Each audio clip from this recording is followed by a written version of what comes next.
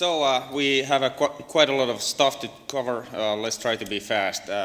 Quick introductions. My name is Osma Ahvenlampi. I'm the CTO of Sulake and been with the company for almost, actually, in a week's time, 8 years. And my name is Teemu Huhtanen. I'm the EVP for BizDev, and I've been with the company for 8.5 years. And over half of that I've been based here in, not here, but down in LA. Okay, so that's about us. What we're talking today about is first of all, some of you may not know Habbo Hotel. We'll give a quick intro to that, and we'll have a video that probably opens it up quite nicely. I will try to give a counterpoint to Aki's argument about less and more social by telling you guys why is Habbo different from other social games. And the rest of the presentation will look at a few lessons learned from our timeline, which is rather long. So Habbo has been around for 11 years. We started in 2000 with it. Actually, before we started with Habbo Hotel, our founders had this chat environment called the Mobiles Disco in 1999, and that was the predecessor to Habbo. When you see screenshots of the modern Habbo, you will recognize some pieces of it, but this was a very crude environment compared to what Habbo is today. Habbo today is about 220 million registered users over 11 years. And over which 42 million were active during the last 12 months, and 2 million actually paid. So, we'll come back to monetization, but everyone can do the math, what the paying percentage is. And then about Habbo, before we show the video, I think most of the companies that have been talking today are really targeting an older audience than we are. And in fact, if you ask most of the companies, they're going to say that they don't even target teens because they think teens cannot be monetized. So our users are really between 13 and 16. It goes a bit lower, for example, in the Nordic countries. When we go down to South America, they tend to be a bit older, up to 18.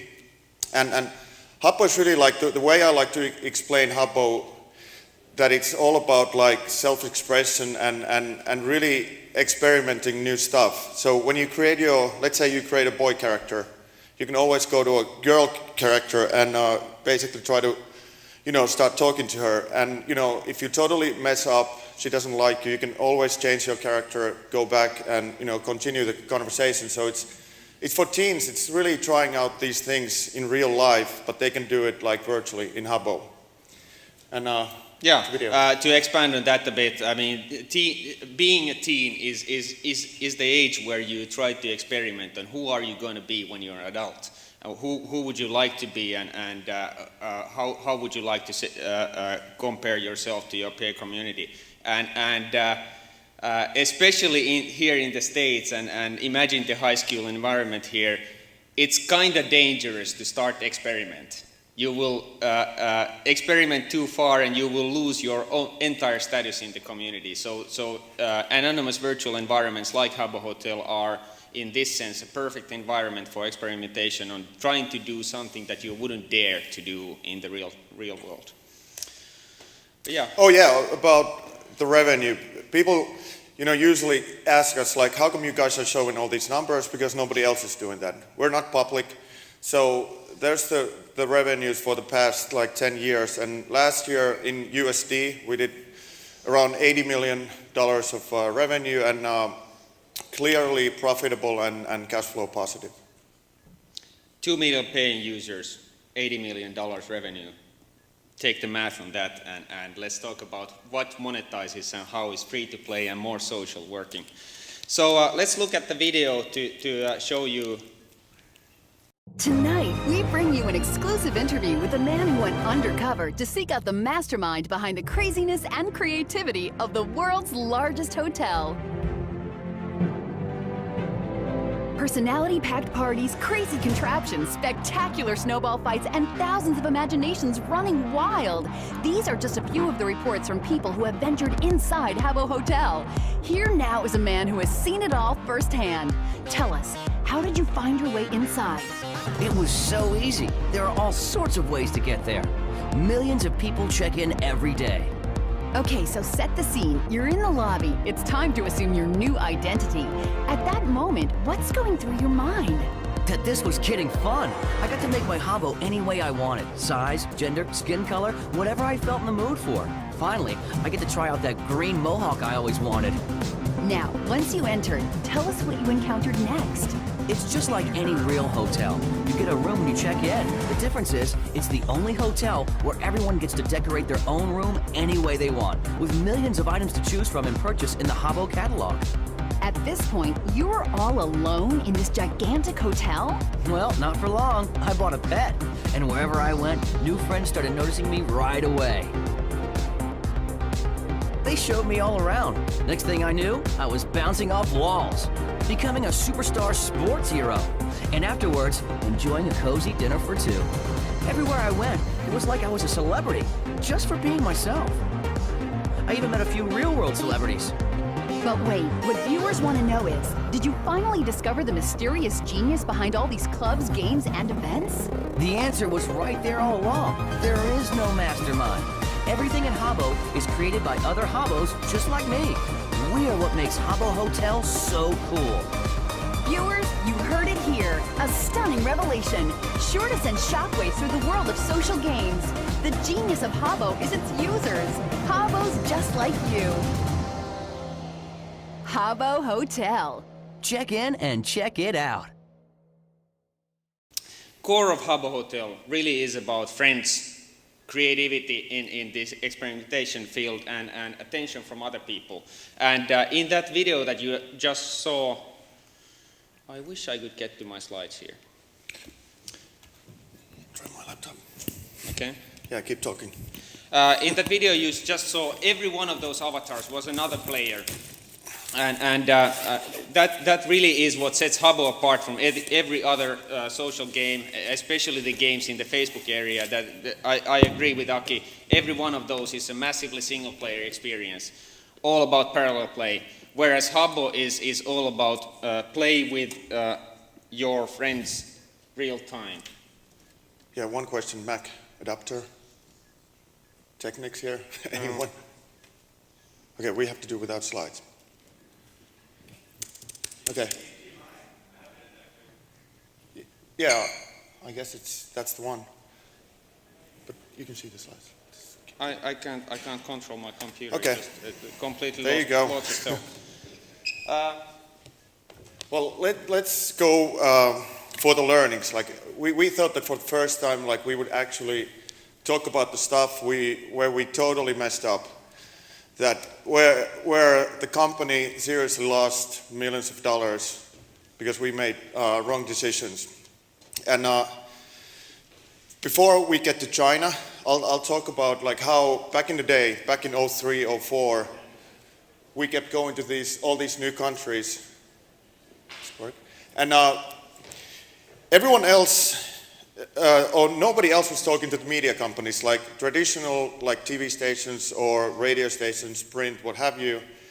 But we were kind of like bold enough to go and talk to those guys and ask them to do a simple partnership where they would put Habbo on air, on TV, and we would monetize the traffic. And back then, you know, there was no Facebook, there was no social games and what have you, and even games were really like a new thing for the media companies, and they were kind of like, okay, let's try it. So we did all kinds of different partnerships, like from joint ventures to, you know, all kinds of, you know, licensed. We did license Habbo in a few countries to a local kind of media company and what have you. But, you know, back then, like, even today, the countries where Habbo is the strongest, for example, like France and so on, like, Habbo was launched through the local media company. So that was kind of, you know, the thing that where we succeeded. And still, I don't see many companies doing that. And now we pretty much get to China. And, before we get there, let me skip back a bit back into the social mechanics of the thing. So there was a presentation by Mia Consalvo this spring GDC where she covered her studies of 80 different social games, mostly on Facebook, and what were the social game mechanics that she found in them. And to summarize all of that into one slide, what she found was 5 different mechanics, 3 of them asynchronous, 2 of them live, real time. You have the friend bar. Aki told about how it can be deeply social because it is your friends. I agree, but it's asynchronous. It's not a social experience in the sense that I would actually meet anyone. Gifting, same thing. You send messages. It's slipping the paper under the door, but you don't actually get to meet anyone there either. Same with visiting. That could be a social experience, and in Habbo Hotel it is a social experience because actually you're visiting people in their rooms when they're there, or if your friend isn't there, someone else is, and you can make new friends. But in most social games on Facebook, visiting means you visit a stage that is actually empty. There is no one else there. There are examples of games where there are actual other players in there. Texas Hold'em Poker, of course, you're playing with other people. There are other games where there are challenges, and some games have their own chat from before Facebook had chat. Now, the example of Habbo Hotel, our first task for a new user is to find another player and talk to them. That is social. I mean, we put the social experience of actually meeting other people and interacting with them to the core of the game, and that's been there way before Facebook and way before anyone had had concepts that we now call social games.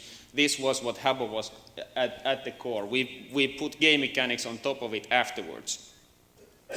Why do we do that? Is shown in this chart. The red line is I'm sorry I can't tell you the axis absolute figures, but the red line is the relative share of new users who make a friend within their first visit. The green line is how much time they spend in the service while they're new users. And you can see there's a clear correlation. If something prevents them from making friends, they will not spend as much time. So having friends is a really important engagement figure, which is why we drive it all everywhere. So once you finish the quest of actually meeting someone and talking to them, your next task is to make a friend. And where you make your friends is environments created by other people. So this is a social hangout with a small pool in it. That's cool. This is a role-playing environment where people get married. That's a deep social experience, I think. And with that, back to... Okay, so now back to China. So I thought it was important to tell like how we partnered in different countries before. I have to say it was our investors who said like we have to go to China. And this is like many years ago when people were kind of thinking that you can go to China. And we were like, okay, let's go to China, like no problem. We went to all these countries. And we totally blew it, but I think we did really good work, but there's a couple of reasons why we did not succeed. First of all, like we talked to everyone, Shanda, The Nine, Tencent, you name it, everyone. And, you know, Habbo was kind of a known company, you know, for those companies, so we had good discussions, and we actually had a choice between different companies, like who do we work with? So then we knew that we're going to need the license to operate the game in China, because we didn't want to license Habbo away, we wanted to still operate it. So we chose the government of China, so CITIC. So we were like, you know, now we're golden, like nothing is going to stop us and so forth. But, you know, the day we signed the deal, we got hammered, like, you know, that's the way they do business in China. Next day we're at the office and they're like, we don't like these 3 things and whatever, it was 5, so let's negotiate. When we thought, okay, let's go and launch the game, they're like, you know, no, let's go back to the table.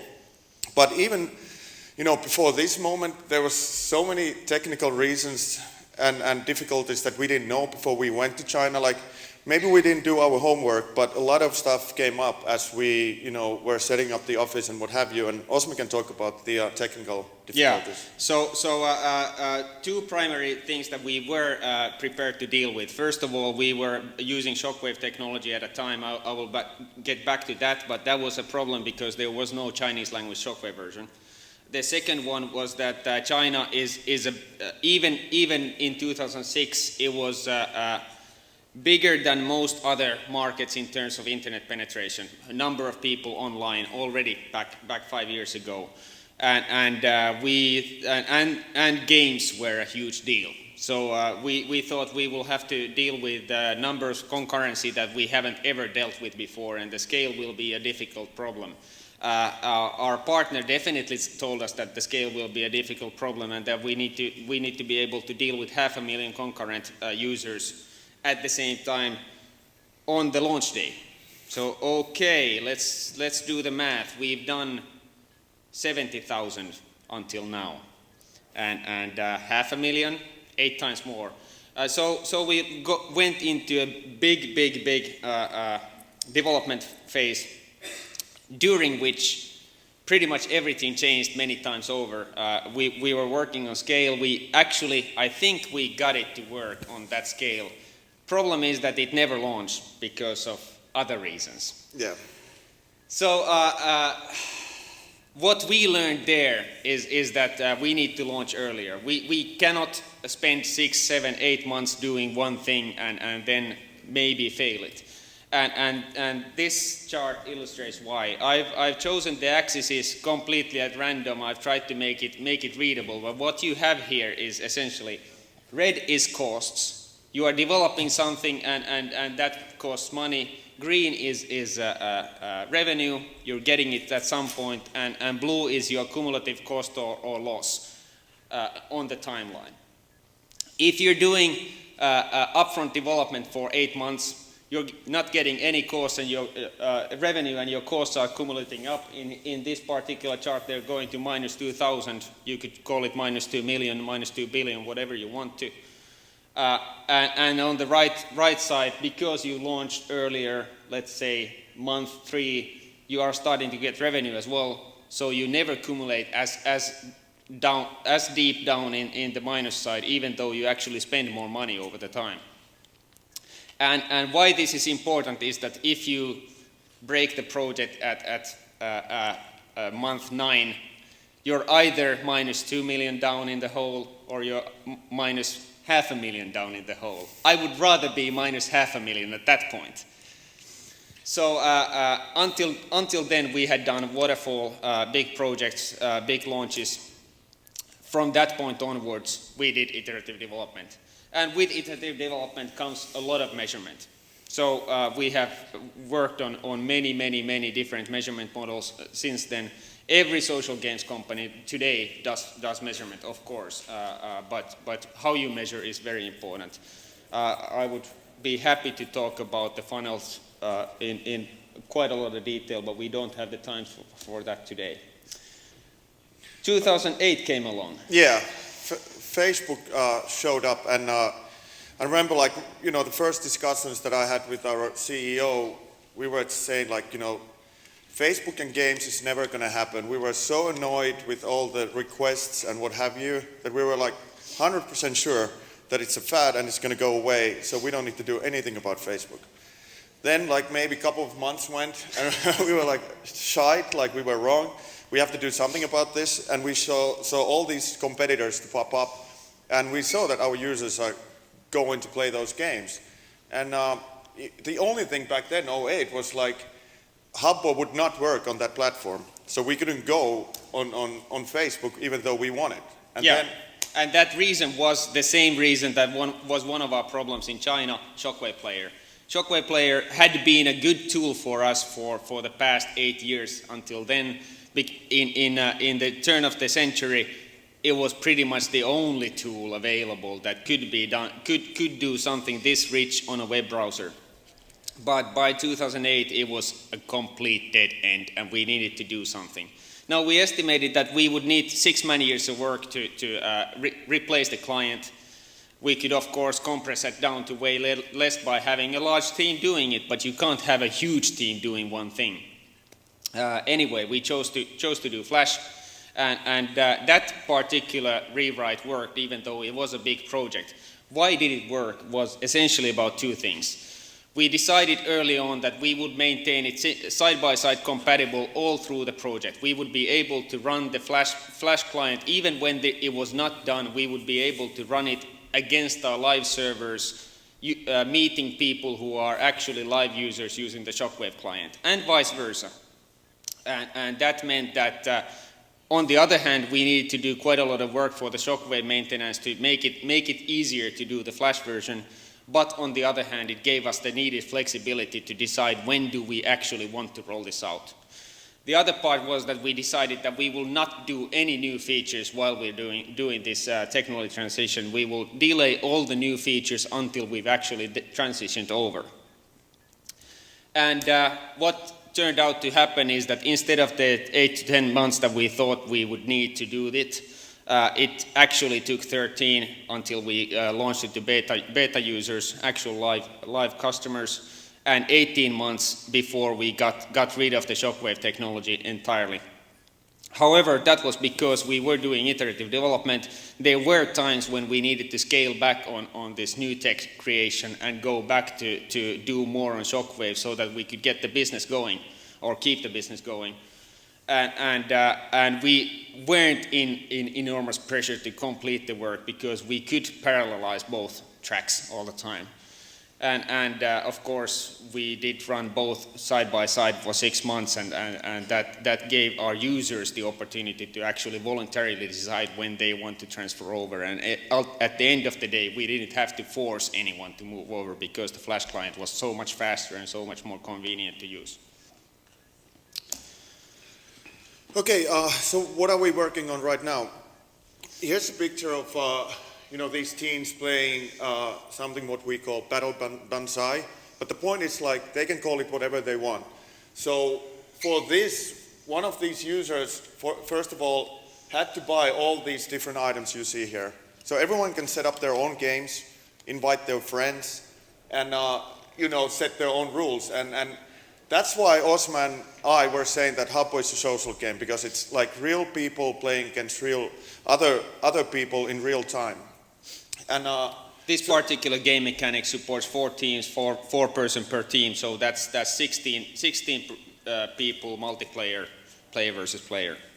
Yeah, so in a nutshell, we're focusing on bringing in more game elements to Habbo, making more like a game-like. So, into the monetization. Teemu, you want to start with this? Yeah, sure. So, Habbo is free to play, freemium game, and really the money comes from those, when the people, for example, set up those games that you just saw. And we do have like our own subscription or membership, which we call Habbo Club or Habbo VIP. And constantly it's around 30% of the revenues on a monthly basis. And then like other really well selling, kind of categories would be pets. So different kind of like, cats, dogs, and you have to buy food for them and so forth. Train them, so forth. Yeah. You want to talk about the marketplace? Yeah, sure. So one of the things that sets Habbo apart from many other games is that we actually do have a free trade marketplace in many different forms inside the Habbo community. We allow people to trade things on a face-to-face basis. We also have a marketplace for auctioning within the game. And the other I will be talking, if time allows, I'll be talking some more details on that.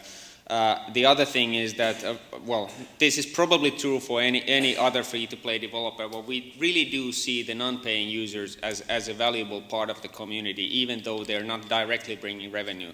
None of our paying users would be paying if there wasn't the other audience and other culture by the other members around. Okay, so one way to monetize these non-paying users is definitely advertising, and this is what we call 3 Ps. So person, place, and peer influence. So obviously not all, but a lot of companies are using advertising as like one of their revenue source.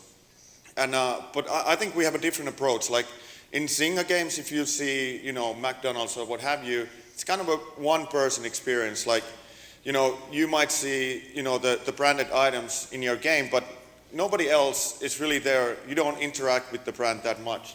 So what we do is like we always engage the users first.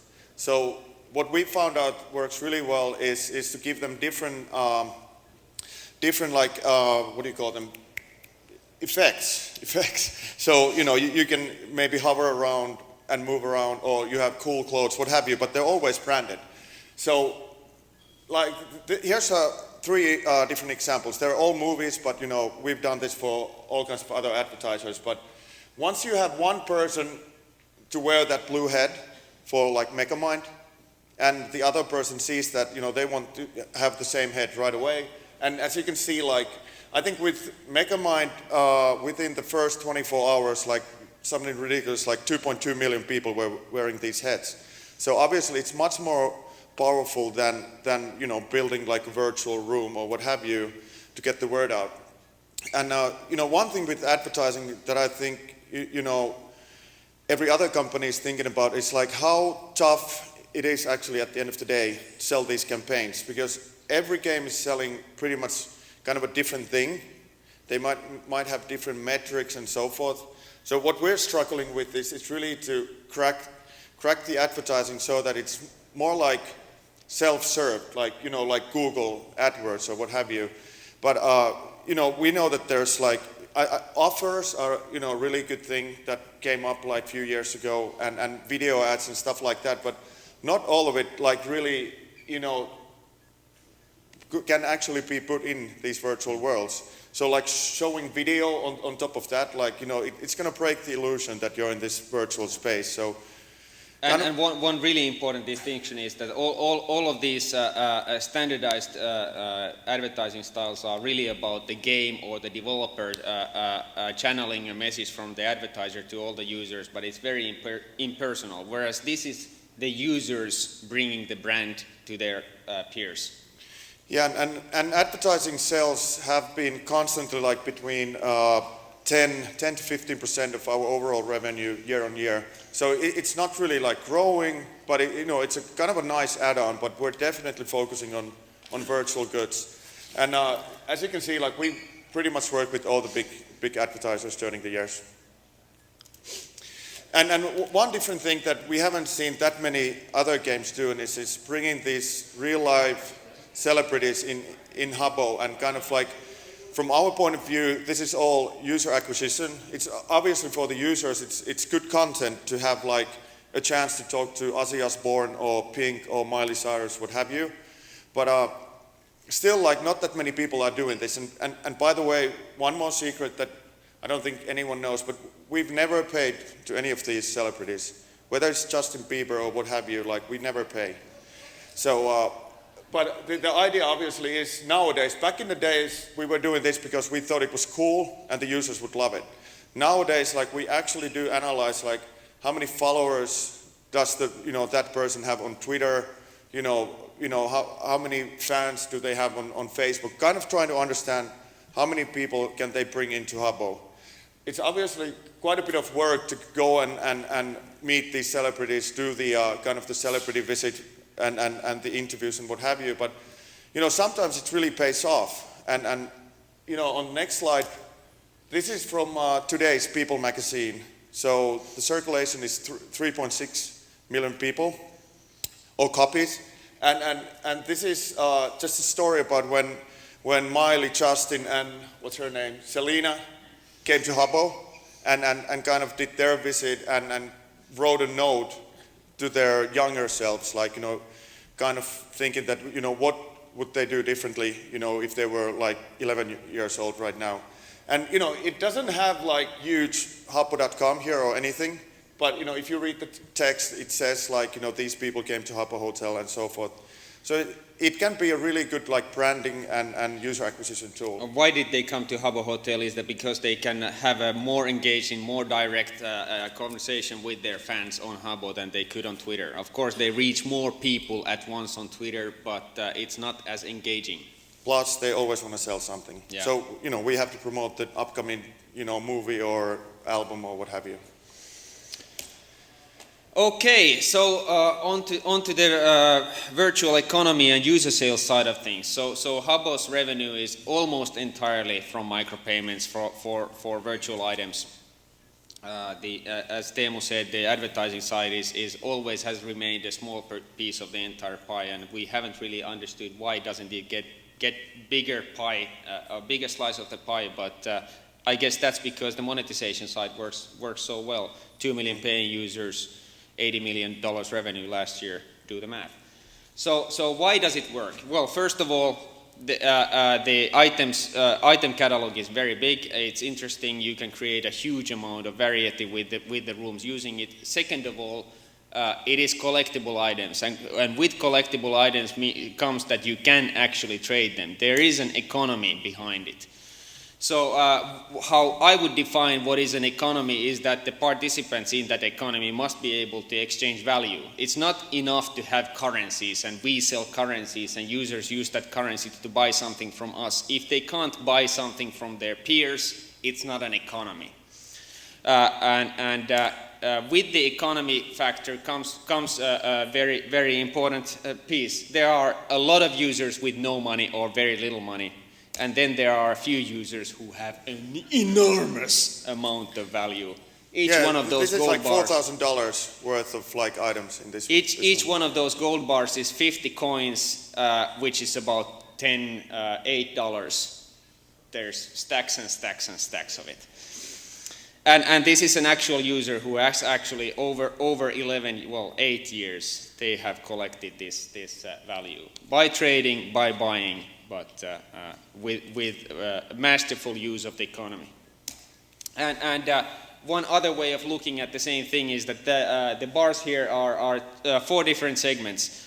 People who are just casually visiting, people who are regular Habbo users, people who are customers, and then the high spenders. The bars represent, the blue is the number of users in that segment out of the entire total, whereas the orange is the amount of time they spend. The people who spend a lot of money spend almost all of the time as well. 50% of the entire time comes out of the 5% of users who we call high spenders in this category. They are just dominating everything in the economy and in the gameplay. So that's the power of actual virtual economies. Okay, and this is actually the last slide. So the future of Habbo, like the way we see that Habbo is still going to keep growing, and it has still like another 11 years or what have you ahead, is that we believe that Habbo is such a strong IP that it can be leveraged on all these other platforms. Necessarily, like, we don't mean that the same experience will be on mobiles and so forth, but the video that you by accident saw, like that's the first iPhone game that we're launching, like actually as soon as Apple is going to approve that, so within a week or what have you. And Osma, you want to talk about tablets? Yeah, sure. So the way that we see this, these new platforms is first of all, they're extremely exciting. Of course, I think that the transitioning to touch computing is the biggest thing to personal computing since the Commodore 64. But tablets, because they are a sit-down device where you actually have quite a lot of screen space and you can actually interact with it using both hands, it will support quite similar concepts as PC and browser gaming does. It's just that the UI is different. Whereas mobile gaming actually resembles Facebook gaming in the sense that you have to have concepts that work in 2 minutes. They have to be able to, you have to be able to put them away and take them out half an hour later and continue where you left. It doesn't support real-time interaction as well as tablets and PC do. Yeah, and even though like you saw that we didn't really succeed in China, like we feel that there's quite a few big markets that we can still go to and localize, meaning like them having their Habbo on their own language, like Turkey, Poland, and so forth. So we definitely think that there's a lot of room for growth in terms of like just going to new markets. And I guess that's it. Like one more lesson learned. Next time we have to check, that the computer works. Yeah, well, we Yeah. did, but it broke down in the middle. Any questions? We're a bit over time already, but... We have time for maybe one. Okay. I saw your hand first. I just have a question about your development. You were talking about the users being side by side when you had to switch over from Shockwave. I'd like to know if you were talking about moving to Facebook at the same time. Were you talking about users making the choice to switch to Facebook, or were you talking about your regular game making the choice to switch there or go to Facebook? Good question. I was actually, the question was where did users make the side-by-side choice? They made it both ways. The Shockwave client and the Flash client were available to users at the same time, and we first we gave Flash available to a beta group early on. Then we made it voluntary for everyone. Then we later on turned it into a default, but made it possible for you to play with the Shockwave client if you really, really wanted to. Then we took that away. So that was always voluntary. Same with Facebook. You are now able to play the same character on the destination site and on Facebook and interact with users coming from both channels. Did the Shockwave accounts switch over? Shockwave was gone by the time that we launched Facebook. Thanks. Okay. Thanks, guys. Thank you.